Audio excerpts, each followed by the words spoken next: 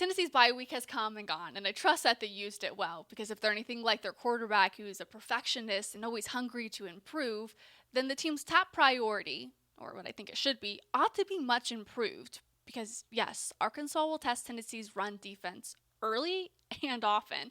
Let's get into it. I'm Paige Dower. This is the Sports Page on Full Disclosure. I think there's a couple of ways where the Razorbacks could expose some cracks to Tennessee's run defense. And to start, the Razorbacks have the second best rush attack in the SEC, averaging more than 200 yards a game. And part of who's leading that charge for the Razorback is one of their leading running backs in Mike Washington. And when you look at the last handful of games and what he's been able to provide for the Razorbacks, is what I think should stand out to most of us is that he's averaging more than 13 carries a game. And that should tell you two things. One, he is a physical back, and two, he is productive and maintaining drives or keeping those drives alive. And part of what allows him to be so productive in those physical yards, or those dirty yards, if you want to call them that, is the fact that he's 6'2" and almost 230 pounds. So when you look for a back who can be explosive and get through that first point of contact, it's going to be the prototype of that kind of running back who is, 6'2", 230. And we see that specifically in the last handful of games, maybe even most recently. We could look to Notre Dame, because on Arkansas's first touchdown drive of the game, it was a 14-play drive. Half of those plays, it was a carry by Mike Washington, and then half of those carries went for at least a first down. So that should tell you, again, those two things, that he is able to get those dirty yards. And beyond that, and the maybe sneaky factor to the prototype of his size that you want in a running back in the SEC, is he is tough to bring down. Watching these last handful of games, he has such a innate ability to fight for those extra yards. It takes sometimes 2 or 3 defenders to bring him down. And even when that happens, he's still fighting for 1 or 2 more yards in the way that he falls forward or tries to extend his body. And that could be a huge game-changing type of effort, especially if you are already in a third and short type of situation. When we look to where Tennessee has had success, most recently it came against Mississippi State, and it was the second play of the game, I believe, and it's Blake Shapen who hands it off to Fluff Bothwell, and it's Idris Farouk who is the first guy on him to hold him to the line of scrimmage, or to keep him from getting positive yardage. But beyond that, the second and third effort that we saw was 3 or so orange jerseys also coming in there to get Fluff out of bounds and to hold him to no gain on that possession. That's the kind of effort and eye discipline that this Tennessee defense will need to exercise, because right now Tennessee, they're 39th in the country. They're giving up 115 yards a game. That's not bad at all. It is when you consider SEC play, when they're giving up almost 200 yards on the ground.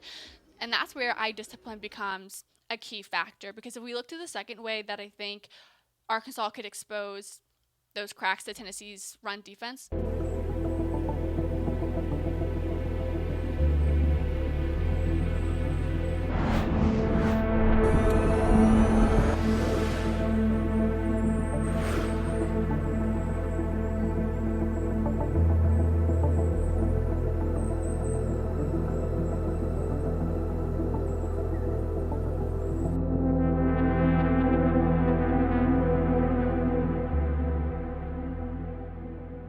it's Arkansas's quarterback in Taylen Green. He's absolutely the wild card in this matchup. And the last couple of games, he was really able to create a lot of damage with his legs.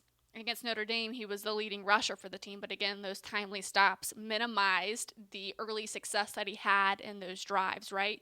But against Ole Miss, he was able to maximize on broken plays.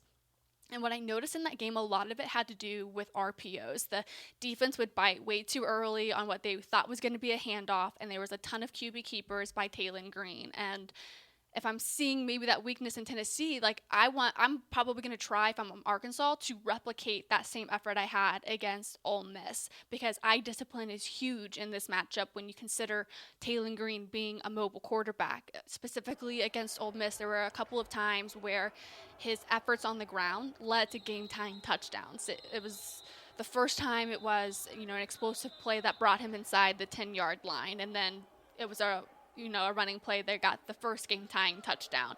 Later in the game, it was an explosive play that he had on another RPO where he kept it because the opponent's defense bit too early, and he was able to use his legs. He's very elusive when he's in the open field. That goes for an explosive play, and then that time the drive ends with him running another RPO and him having a QB keeper, and he rushes in for a touchdown again. So that's where eye discipline is huge. And that's where Tennessee had a lot of positive signs of growth against Mississippi State, specifically with Arion Carter. They kind of had him operate as a spy on Blake Shapen because it really is just the name of the game right now, where a lot of quarterbacks are very mobile, where they are not shy in their ability to use their legs and go create some explosive plays, get those dirty yards, make it, a third and manageable.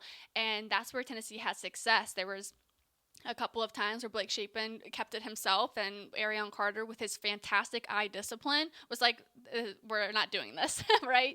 And it makes his effort even more impressive. Like, not only did the fact that he had 17 tackles in that game, leading the team again, he was also battling turf toe, which we should have an update on that coming up later today as well.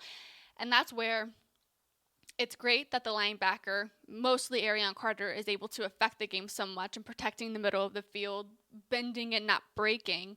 But Tennessee needs extra help from the other 10 players on the field. And a lot of it will start with the defensive line, and maybe you could look at the defensive front as a whole. But where guys like Joshua Josephs on the edge could make an impact is having that edge containment will be huge in this matchup, especially when you consider the running backs are patient and sometimes they do bounce to the outside.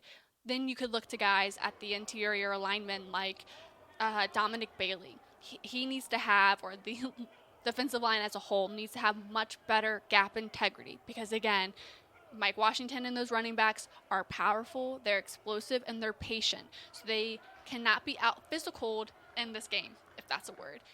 Part of that will allow them to minimize chunk plays, to minimize damage on broken plays. If you can get more effort or production out of your linebackers, you can be more physical at the line of scrimmage. You can have guys like Joshua Josephs, who is really kind of on the up and up right now. Like, each game you can see he is making significant progress. If he can have good edge containment in this game, then it could lead to a better performance than what they had against Mississippi State, when everybody in the country knows that Fleff Bothwell's getting the handoff and he's still able to get more than 130 yards. A lot of people know that it's going to be Taylor Green trying to run it on them and force them to have broken plays, or it'll be Mike Washington getting the handoff, and Tennessee needs that good eye discipline. They need to have good gap integrity. They need to be sound in their fundamentals, and I think they have a really good chance of being very successful in this game, because whether for the opponent or not, their identity is in the run game, if they can sense that there's a weakness somewhere for Tennessee and it's in their run defense right now, they're going to continue to go at that until Tennessee can show that they have grown and they're not going to get pushed over or pushed around in that type of category. And again, you hear the cliche from coaches that it's razor thin margins. This is where it's razor thin margins. Tennessee is not far off. Again, they are top 40 in the country in run defense. They just need to sharpen up a little bit in their SEC play. But we'll have so much more coming up later this week. God bless, and I'll see you guys again on Tuesday for more Tennessee and on Live Ball Friday morning at 8:30.